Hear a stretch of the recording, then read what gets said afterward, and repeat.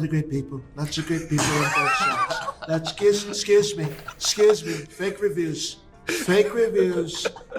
It's a lot of great people on both sides. Lots of great people on both sides. I know Harry O. He's a great person. He couldn't vote for me at the time. Now he can vote for me once he gets out. I love Snoop. They tried to give me the virus. I beat the virus. Trump's worst nightmare just came true, and it's not impeachment or jail time. It's Jamie Foxx's hilarious impression that's breaking the internet. This ain't your average celebrity impersonation, folks. It's a viral sensation that's got everyone from TikTok teens to late night hosts joining in, ready to see why Trump's losing his cool over a pouty lip. What's your favorite death row record, Mr. Trump?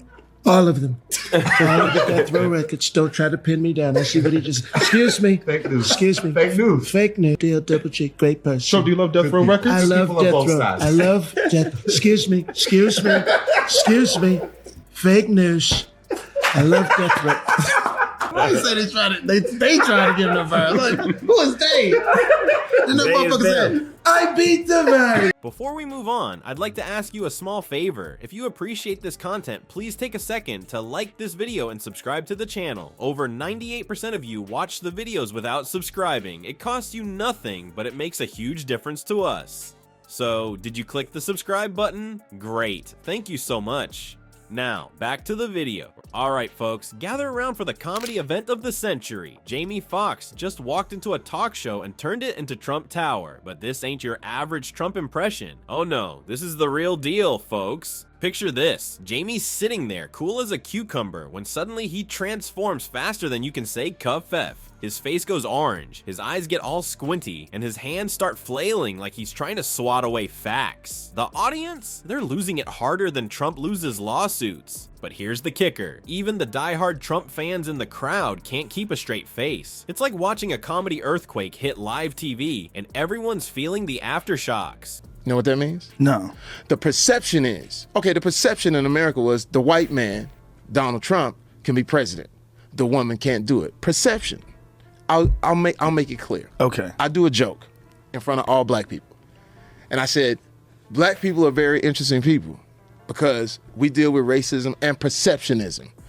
Doesn't mean that if you vote for Donald Trump that you're racist. I don't think everybody's racist because that was a big thing. Sometimes it's perception. Jamie's not just doing an impression, he's channeling Trump's very essence. He's got the hand gestures down pat, throwing around words like tremendous and huge, as if they're going out of style. And those sentences, they're so long and rambly, you'd think Trump himself was writing the script. It's like Jamie's mouth is a maze, and coherent thoughts are desperately trying to find their way out. But somehow it all circles back to self-praise.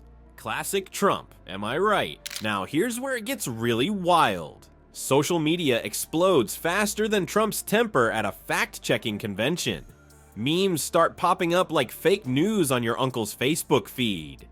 Everyone's trying to figure out how Jamie nailed it so perfectly. Did he spend a week eating nothing but hamburgers? Did he practice in front of a mirror made of fool's gold? But let's talk about those mannerisms for a sec. Jamie's got Trump's stance down to a T, or should I say down to a Trump. How long you been flying, bro? You got your hours with you? And it was the perception. And don't let a woman sit next to him. Oh, shit, we good? It could be a bright, sunny day. I said, because we're very nervous flyers, right? We don't like to get on planes. First thing we do when we get on the plane, we see who's flying this motherfucker. We look in the cockpit. If we look and see a black guy, we will stop and go, hey. It's like he's channeling a centaur that lost its back legs. I mean, who knew standing could be so tremendous?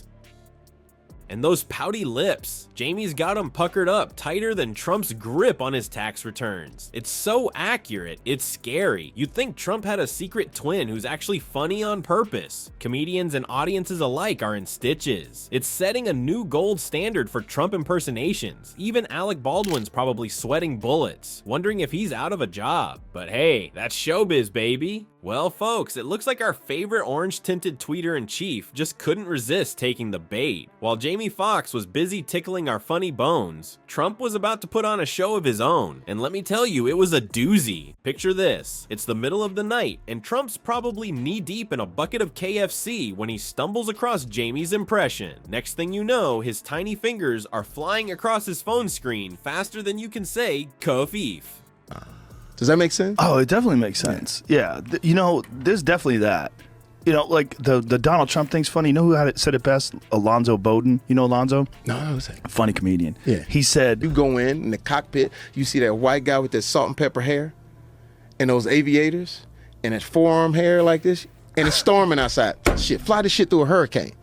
So it's the perception that we have to talk about sometimes. It's like watching a squirrel on Red Bull trying to type out the Declaration of Independence. First up on Trump's hit list, calling Jamie Foxx a low-energy actor. Yeah, you heard that right. This coming from a guy whose idea of a workout is lifting a Diet Coke to his lips. Talk about the pot calling the kettle orange. But wait, there's more. Trump, in his infinite wisdom, decided to label Jamie's spot-on impression as fake news. Oh, the irony. It's like accusing your reflection of being an imposter. Maybe someone should explain to him that impressions are supposed to look like the real thing. Just a thought. As the night wore on, Trump's tweets kept coming. At 2:17 a.m., he was still going strong. By 4:22 a.m., you'd think he'd have run out of steam, but nope. Our tweeter-in-chief was on a roll. It's almost impressive, really. I mean, who needs sleep when you can rage tweet, right? But here's the kicker. The more Trump tweeted, the more viral Jamie's impression became. It's like he was fanning the flames of his own roast. Every angry tweet just made Jamie's impression spread faster than a rumor in a high school cafeteria. And let's not forget about Trump's loyal supporters. Bless their hearts, they tried to defend him. It was like watching someone bring a spoon to a Twitter war, about as effective as using a feather duster to clean up after a hurricane. In one particularly memorable tweet, Trump claimed that Jamie Foxx couldn't act his way out of a paper bag.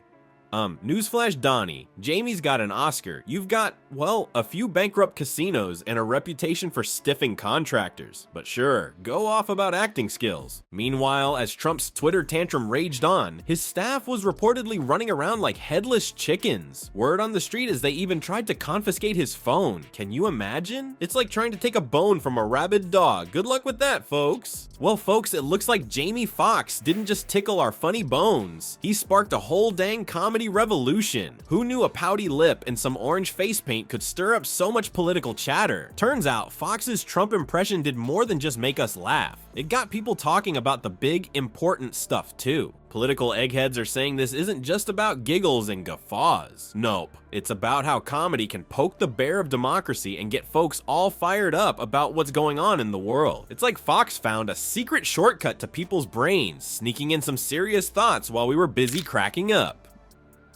So next time you're feeling down about all the political hullabaloo, just remember, sometimes the best way to fight the power is with a killer impression and a big old belly laugh. Who needs boring old speeches when you've got comedians wielding their jokes like superhero weapons? Turns out, laughter might just be the kryptonite to Twitter tantrums after all.